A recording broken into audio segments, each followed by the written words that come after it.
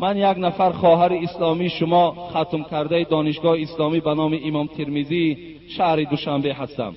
من سال 2004 به خواست پدر و مادرم با جوانی به شوهر برآمدم.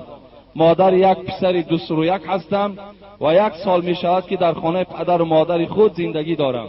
حالا شوهرم جواب مرا دادگی نیست، اما من دیگر با او زندگی کردن نیستم.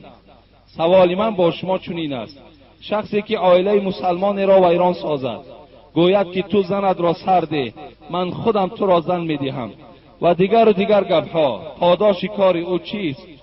شوهری که زن نکاحی خود را با زنا تهمت میکند، با گپهای اپش گوش کرده فرزند حلالی خود را حرامی میگوید و از فرزند خود روی میگرداند، خداوند با آن خیل شوهر چی مناسبتی دارد؟ یعنی این خواهر گویم یک مصیبت خیلی وزنینه که جدا شدن، خانه ویران شدن خیلی البته مصیبت وزنینی هست. چگونه که حبیب خدا صلی الله علیه و سلم میگوید، یعنی ابغض الحلال الی الله الطلاق، طلاق حلال است لیکن بدترین حلال ها در نزد پروردگار این طلاق است. یعنی چگونه که ما برای همه شما چندین بار گذاشتیم که این نشانه جوانمردی، این نشانه غیرت، این نشانه ایمانداری شما نیست که شما زنهاتان طلاق دهید، شما زنهاتان از خانه پیش کنید. یعنی فرزندها و زنهای شما آواره و به گویم مهر پدر دور از نصیحت و از تربیه شما دور می شود. این فقط و فقط به ضرر اسلام و به ضرر این جامعه ما و شما هست. هیچگاه دادرای عزیز و برادرای مهربان به طلاق هیچ وقت نزدیک نشوید. و این شخصی که زن خدا تهمت میکند و میگوید فرزند تو حرامی است و تو مثال زناکار و دیگر هستی، حبیب خدا یک حدیثی دارد: اجتنبوا 7 الموبقات، شما از 7 چیزی که هلاکتان میکند، در دنیا و در آخرت شرمنده تان میکند، از این 7 چیز دور باشید. یکی از اونها چیست؟ قذف المحسنات المؤمنات الغافلات. یکی از اونها تهمت کردن زنی که وای بیچاره درک ندارد، نه به زنا نزدیک شده است، نه فرزندش از راه حرام است، فقط و فقط در تهمت گرفتار شده است. حبیب خدا گفت این تهمتگر از جمله این 7 نفری هست که در دنیا و در آخرت وای هلاک می شود و در پیشگاه پروردگارش برای این جنایتی صادر کردهش، برای این تهمت کردگیش البته جواب میگوید.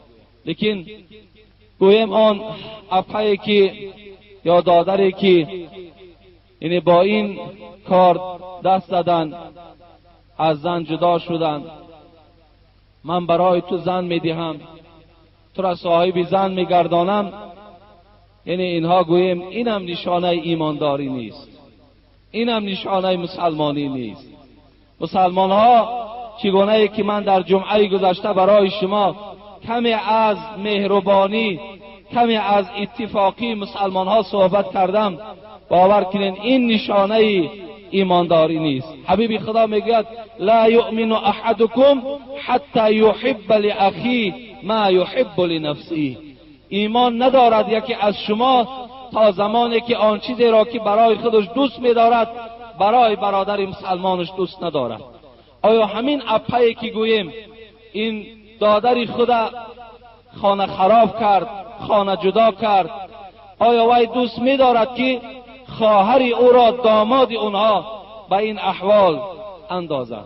آیا دوست می‌دارد؟ البته دوست نمی‌دارد.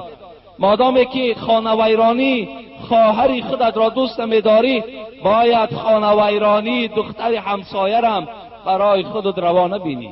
این نشانه ایمانداری ما و شما است، این غمخواری است. باور کن این دشمنی است، این کینه است، این حسد است، این بدبختی است که ما و شما نسبت کلین و نسبت گویم دختر مردم و ما و شما گویم دختر همسایه است دختر عمکمان است، دختر یگان برادر مسلمانمان است. این گونه گویم عملها را وقتی که ما و شما جاری میگردانیم، این نشانه بی ایمانی و ضعیف ایمانی ما و شما را نشان میدهد. بسیار نیک میشود که اگر همون اپه است، دادر است، وقتی اگر صحبت ما را شنود و حیات اینها را برقرار کند، و خدا قسم در نزد پروردگار اجر خیلی جزیل را، یعنی گویم بی نهایت یک اجر کلانی را برخوردار می شود. وقتی که با یک خانه را شما گویم که چیکار میکنین؟ باز پیوست میکنین. در اسلام دروغ گفتن حرام است، لیکن برای یک زندگی را برقرار کردن باور کنین حبیب خدا اجازت میده که دروغ گویید تا که زندگی یک زن و یک مرد یک جایه شود. حال آنکه خداوند ویل برای کاذبان، ویل برای دروغگویان خوانده است. دروغگو را حبیب خدا منافق گفته است، لیکن در حالت برقرار کردن یک زندگی اسلام رخصت میدهد که شما دروغ استفاده برید. برای همین اگر این خواهر است، این اپه است، اگر این زندگی را برقرار کند، انشاءالله در نزد خدا ثواب خیلی کلان میگیرد.